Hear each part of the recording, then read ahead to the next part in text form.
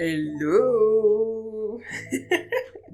J'ai complètement changé la dynamique de ma vidéo. Alors, petite explication, j'ai sorti une première vidéo sur YouTube il y a quelques, je crois, semaines, je ne sais même plus. Je vous avoue que j'ai posté la vidéo et après je suis repartie vaquer à mes occupations. Mais en fait, de base, j'ai sorti cette vidéo parce que je voulais commencer un nouveau concept sur YouTube, de vidéos un peu longues que les formats qu'on peut trouver sur les réseaux sociaux. Sauf que je savais pas trop comment m'y prendre. Donc j'ai essayé de recopier un modèle type voix off et scénarisé, enfin écrit à l'avance, qu'on essaie de relire en donnant un peu plus de peps.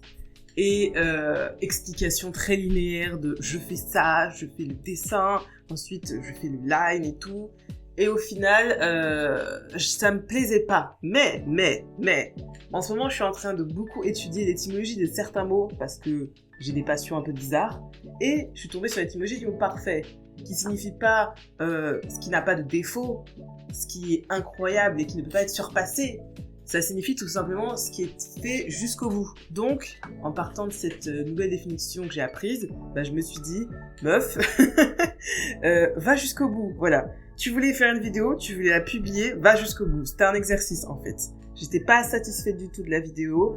Je vous avoue que j'ai eu des retours, mais j'ai pas été vraiment voir beaucoup les retours parce que, comme je disais, j'étais pas satisfaite. Et en attendant, je cherchais un nouveau concept, une nouvelle façon de faire cette vidéo. J'ai regardé pas mal de vidéos de youtubeurs qui font du dessin, ou qui font du stream, etc. Et j'ai un peu observé qu'est-ce qu'ils faisaient. Et en soi, ce que je vois qu'ils faisaient, qui fonctionnait et qui était sympathique en tant que spectateur, c'était d'être authentique, de causer comme si tu causais à quelqu'un qui est en face de toi. Donc là, c'est exactement ce que j'ai fait. Je me suis relâchée totalement. Je me suis dit, vas-y, chill, tranquille, pépouze, sors ton micro, explique plus ou moins, si, c'est le but de ma chaîne YouTube, c'est quand même d'expliquer mon process créatif, donc explique ton process créatif, mais sois authentique. Essaie pas d'imiter, d'être linéaire, d'être clean girl, I hate it.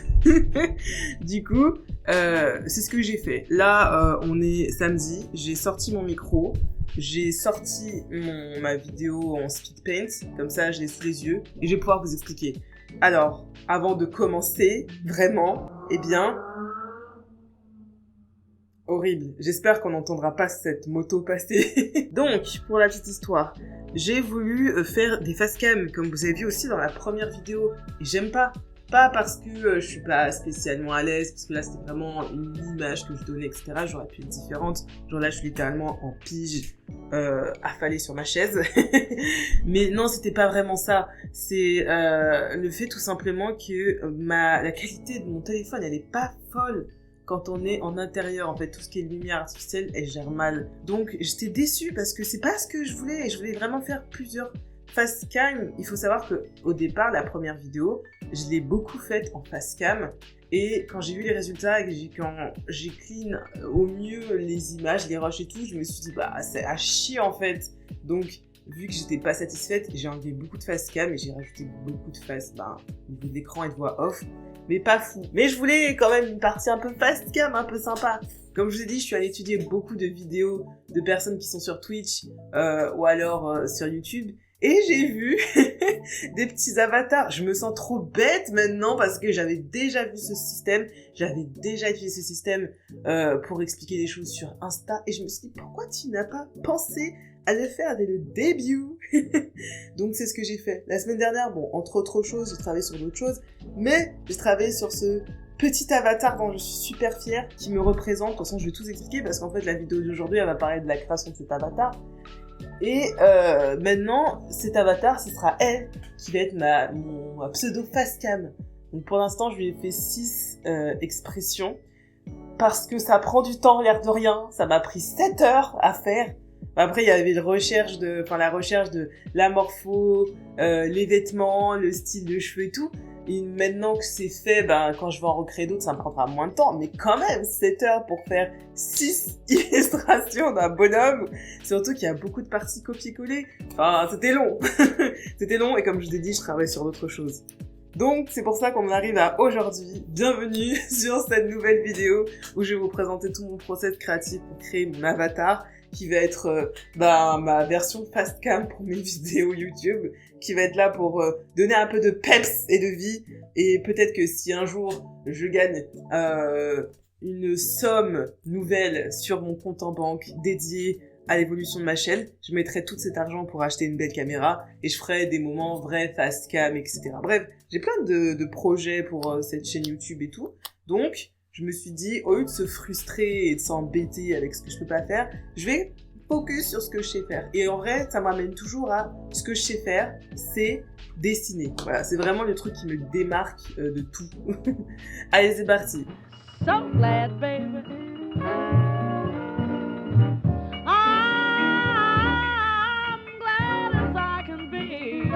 Alors, pour cette illustration, il y a une partie qui va être en format vertical parce que je l'ai commencé classique.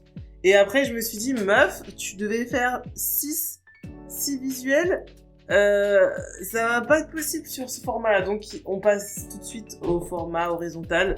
Et après, vous allez voir, pour avoir la bonne taille, j'avais peur que ce soit trop petit et je voulais vraiment que ce soit le plus grand possible. C'est un format A4. Pour avoir la bonne taille, je me suis tout simplement dit, travailler les unes après les autres, format vertical à nouveau. Donc, on retourne encore. c'est vraiment Au début, je sais que ça m'aurait frustré que ce soit pas pareil, mais aujourd'hui, pas trop.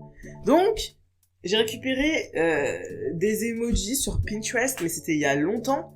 Et j'en ai choisi 6 qui pourraient me plaire, m'inspirer. Alors, j'ai pas fait les 6, comme vous avez vu. Je suis partie sur 3 que j'avais déjà en idée parce que je me suis dit, quand j'explique certaines choses, j'aimerais bien faire cette pose-là. Quand je vous explique d'autres choses, je voudrais faire ça. Quand je rigole, je voudrais avoir cette tête-là. Donc, voilà. Et après, au bout des 6, quand j'ai fait celle que j'avais en tête, j'avais plus d'autres idées en tête parce que j'avais pas pu chercher. Et je me suis dit, ah oui, c'est vrai, j'avais pris ces emojis et tout pour m'inspirer. Et c'est pour ça que j'ai fait les 3 autres qui sont là. J'ai trop galéré pour faire la main, mais regardez-moi galérer. J'ai fait une photo de moi, mais ça marchait pas, j'arrivais pas à comprendre le sens. Et pourtant, je dessine très bien les mains. Mais là, des fois, ça bug. C'est comme plein de fois, hein. Des fois, j'arrive pas à dessiner une oreille alors que je le maîtrise. Je sais pas pourquoi. Bref. Ce personnage, je voulais vraiment qu'il ait ma morphologie, mais en mode un peu cartoon. Je voulais pas que ce soit à 100% ma morphologie. Enfin, on voit que j'ai pas une grosse tête comme ça. Mais je voulais qu'on voit que c'est ma morphologie. Je voulais pas être genre mince, fine. Alors que Théma, mon gars, j'ai des formes dans lesquelles je suis super fière. J'adore mes formes, j'adore ma morphologie et tout. Et je voulais vraiment le représenter. Et c'est là où ça devenait compliqué parce que j'avais une idée, je voulais me mettre en mode pige, jogo et tout. Et c'était moche. Donc, j'ai changé de tenue, j'ai mis mon pantalon large que je mets très souvent. J'en ai littéralement 3 pareils, 4 pareils, que dis-je. Tellement je le kiffe. Et un haut un peu transparent que j'ai. Et là, c'est un débardeur que j'ai inventé juste pour mon personnage parce que... c'était un petit peu, comment je pourrais dire ça, j'arrivais pas à trouver une tenue qui fonctionne en fait, j'arrive pas à trouver un truc qui me plaise. Et ensuite on passe au line. Le line c'était vraiment la partie la plus simple parce que j'ai repris juste une pose. Et après j'ai juste récupéré le haut qui changeait, souvent c'était les bras, la tête. Et les cheveux, le pantalon, le torse, tout ça, ça bougeait pas, donc c'était facile, ça avait juste à copier-coller et après remettre les choses au bon endroit. En vrai, c'était la partie la plus easy, le line. Et c'est là où j'ai vraiment kiffé le faire, parce que c'est là où je vois le personnage qui commence à vraiment prendre son... Il commence à avoir de la gueule, quoi. Et ensuite vient les couleurs. Pour les couleurs, je voulais vraiment qu'il y ait mes couleurs à moi. J'ai pas les cheveux rouges actuellement, j'ai les cheveux châtains clair parce que je les ai reteints en clair parce que je suis dans une era où châtain clair fonctionne bien avec le style vestimentaire que j'ai actuellement, mais dans mon cœur et pour toujours j'aurai les cheveux rouges et de toute façon je prévois d'avoir les cheveux rouges après l'hiver, donc everything is okay. Et en ce moment je m'habille beaucoup tout de noir, donc je voulais vraiment qu'elle soit habillée aussi tout de noir. Le haut, comme je vous l'ai dit, c'est un haut que j'ai actuellement. Donc, en fait, c'était juste m'inspirer de mon style vestimentaire. Ouais, j'ai des locks, au cas où si t'avais pas capté. Et ensuite, je me suis éclatée sur les effets. J'ai rajouté un petit peu d'ombre pour donner un peu de profondeur. Mais le but, c'était pas vraiment qu'il soit trop travaillé.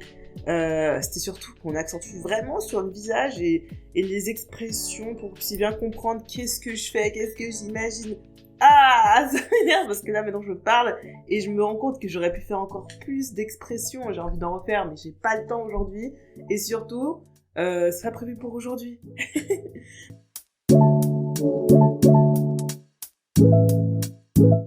Bref, j'ai réalisé mes 6 avatars, enfin 6 versions de mon avatar. Je le trouve vraiment trop beau, trop mignon. Et je suis trop contente parce qu'on voit l'évolution de mon style artistique et surtout de ma technique. Il y a une vidéo que je prévois de faire, c'est un sketchbook tour pour vous montrer un peu ce que je fais. October, j'ai acheté un nouveau carnet en version A4 et avant j'avais peur des carnets A4 parce que c'était trop grand, j'avais peur. Alors qu'avant, quand je refouillais dans mes anciens carnets, ils étaient A4. Donc je me suis dit go, fais-toi confiance et voilà. Et surtout, je me suis un peu lâchée dans ce carnet dans le sens où j'ai essayé de pas faire des trucs beaux. Vraiment, c'est que de l'étude, de la recherche. Voilà, de toute façon, vous allez voir. Et ce carnet m'a permis de beaucoup évoluer en technique. Sachant que j'avais déjà un bon niveau parce que je suis quand même illustratrice professionnelle depuis 2019, mais j'avais arrêté de dessiner quotidiennement depuis, je dirais, plus de 2 ans et demi. Et donc, forcément, c'est comme un sportif, hein, s'il arrête de s'entraîner, le niveau il descend. Ben c'est pareil en dessin. Et même si mon dessin, mon style, il a pas changé énormément et que ma technique, elle est pas redescendue comme au tout début, elle a pas mal été, affectée par tout ça. Et j'étais obligée de recommencer dans les fondamentaux. Et vous allez voir que, en fait, les exercices que j'ai faits, ça m'a permis de remonter direct et de reprendre mon niveau. Voilà. C'est la fin de cette vidéo. J'espère que ça vous a plu. J'espère que c'est mieux que la première. Mais de toute façon, en vrai, je m'en fous un peu parce que c'est plutôt un concept portfolio vidéo. Ma chaîne YouTube, c'est pas un concept je veux devenir une youtubeuse, une influenceuse dessin, etc. et faire des partenariats et vous vendre des tablettes gratos. Non, en fait, j'ai vraiment dit vendre gratos. Non, en fait, je veux vraiment parler de mon process créatif, parler de toutes les idées que j'ai en tête quand je suis en train de créer. Et voilà, et les retours, ça fait super plaisir, bien sûr, parce que on est dans un échange, sinon je n'aurais pas posté. Mais je suis pas sur le truc sur lequel c'est pas ma priorité, en fait. Voilà. Mais voilà, si t'as aimé la vidéo, c'est cool. Je ne sais pas quand est-ce qu'une autre vidéo sortira. Je ne suis absolument pas régulière. J'ai des concepts de vidéos, d'une liste. Quand j'en fais un, je le fais jusqu'au bout. Et une fois que j'ai terminé, j'enchaîne avec l'autre. Et je sais pas combien de temps ça va me prendre. Parce qu'entre-temps, j'ai d'autres choses à faire. Et c'est pas une de mes priorités. Les choses qui sont prioritaires. Donc, selon le temps que ces priorités me prennent dans ma journée, voilà. Si j'ai pas beaucoup de priorités, les prochaines vidéos vont arriver très vite. Si j'ai beaucoup de priorités, va falloir être patient. Après, là, je crois que ça fait genre 2 semaines que j'avais sorti la dernière vidéo. Si je fais 2 vidéos par mois, je trouve que c'est pas mal déjà. Mais après, si je fais une vidéo par mois, faut pas m'en vouloir non plus. Voilà. Allez, bisous!